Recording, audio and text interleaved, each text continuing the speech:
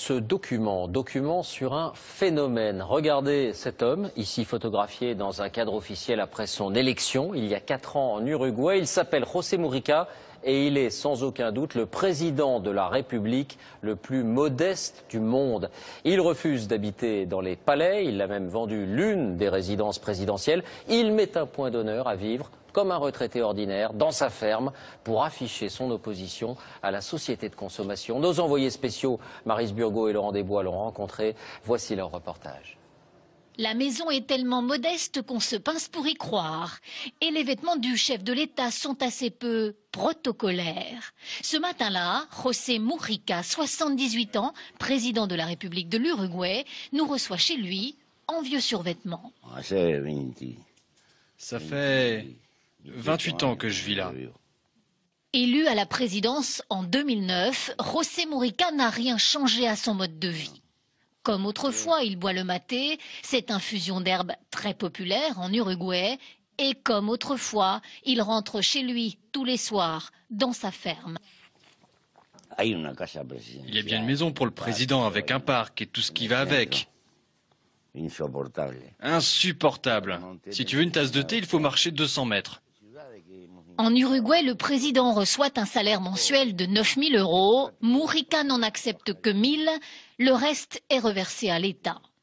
L'ex-guérillero d'extrême gauche est aujourd'hui un président totalement hors norme, un ovni politique façonné par ses années de prison sous la dictature militaire. J'ai dû vivre pendant 10 ans dans des conditions extrêmes.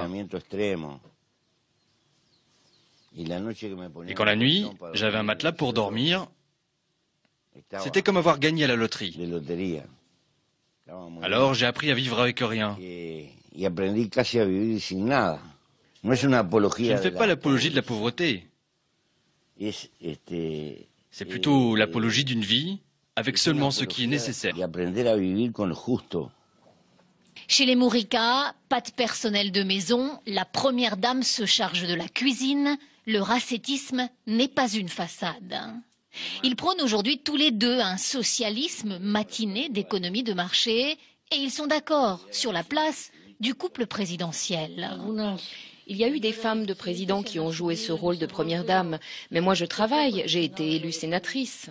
Pour arriver jusqu'ici, il faut quitter Montevideo, la capitale de l'Uruguay, et emprunter ce chemin de terre rudimentaire.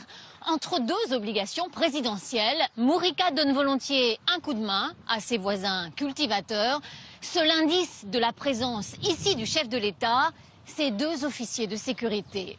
Dans son bureau présidentiel, ici au cœur de la capitale, il ne porte jamais de cravate. Un chef d'État atypique pour l'un des pays les plus stables d'Amérique latine. L'Uruguay affiche aujourd'hui une croissance économique honorable et un taux de chômage à moins de 6%. Mais c'est surtout dans les campagnes et les milieux les plus défavorisés que Mujica est très populaire. Pas d'avion privé pour ce président. Ce jour-là, il atterrit dans un appareil de la garde civile à Salto, au nord du pays. Il a troqué son survêtement contre un jean. Il vient inaugurer des logements sociaux pour des mères célibataires. Le président se laisse embrasser et photographier avec bonhomie. Ses gardes du corps ont ordre de ne rejeter personne. Il est un exemple pour nous.